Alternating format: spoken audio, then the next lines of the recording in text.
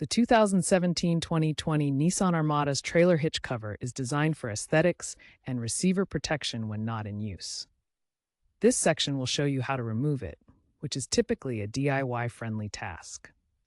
First, park your Armada on a level surface and engage the parking brake. Make sure the hitch is unloaded before proceeding. Locate the hitch cover. It's usually a black plastic piece attached to the rear bumper with two plastic clips or pins, one on each side. Gather your tools, a flathead screwdriver and pliers. A trim removal tool is optional to prevent scratches. No specialized equipment is needed.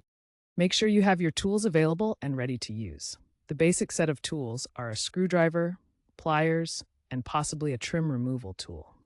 Begin by using a screwdriver to depress or pry the retaining pins outward. For models with a locking mechanism, insert the key if provided, or use pliers for torsion.